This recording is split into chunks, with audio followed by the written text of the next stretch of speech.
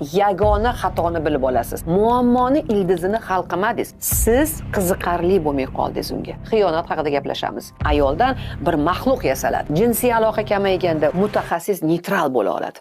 Assalomu alaykum. Sizlar bilan men Umida Abdullayeva, amaliy psixolog, psixoterapevt, coach. Va bugun sizlarga hamon birinchi raqamda turgan og'riqlar bo'yicha va eng ko'p menga ayollar murojaat qiladigan muammo xiyonat haqida gaplashamiz. Yana xiyonat ekan deb videoni o'tkazib yubormang. Bugun siz bilmagan bir faktni bilib olasiz. Ya'ni xiyonatga uchraganda 95% ayollar qiladigan yagona xatoni bilib olasiz. Videoni oxirigacha ko'ring va albatta hozirning o'zida like bosib qo'yib, meni kanalimga ulanib oling.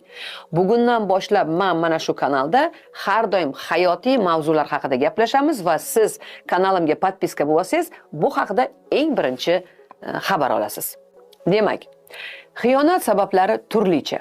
Xiyonat sabablarini shu paytgacha agar sizga sanab aytib o'tsam, balkim sizni oilangizga to'g'ri kelmasligi mumkin. Shuning uchun men individual konsultatsiyalarda oiladagi qaysi muammo xiyonatga olib kelganini ko'rib chiqaman va har bitta oilada tashxis turli xil bo'ladi. Oilalarda muhit, munosabatlar, muammolar turli xil. Shuning uchun xiyonatni bir yagona sababi bor deya olmayman. Har bitta oiladagi muhit barmoq izlariga o'xshagan betakror. Shuning uchun har bitta oilani men tashxis qilayotganimda aynan qaysi muammo xiyonatga sababchi bo'lganligini ko'rib chiqamiz. Negaki xiyonat bu sabab emas. Xiyonat bu oqibati, buzilgan munosabatlarning oqibati, dars ketgan munosabatlarning oqibati hisoblanadi. Bu shunchaki oxirgi qadam. Mana shu oxirgi qadamni sabab deyish kulgili, noto'g'ri.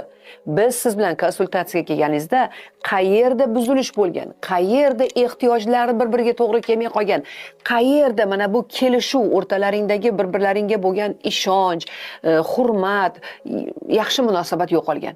Mana shu yerdan davolashni boshlaymiz. Xiyonatni o'zi bu shunchaki oqibati. Bu simptom, tushunyapsizmi? Misol uchun boshingiz og'rigan paytda siz borib bosh og'riq dori ichishingiz mumkin. Borib boshingizni tekshirtirib, MRT qilib, bosh og'riqni sababini aniqlashingiz va sababini davolashingiz mumkin. Shunda bosh og'riq o'zidan o'zi tuzalib ketadi. Shuning uchun xiyonat xuddi shu bosh og'riqdagi gap. Siz uni og'riq qoldiruvchi tabletka ichishingiz mumkin. Ko'pincha menga shunaqa deyshadi, xiyonatni qanaqa unutib yuboray deb, lekin buni og'riq qoldirgani bilan kasallik yo'qolib qolmaydi. Bu kasallik yana boshqa ko'rinishda bo'lishi mumkin. Mayli xiyonatga uchramassiz, munosabatni saqlab qoldingiz, lekin boshqa ko'rinishda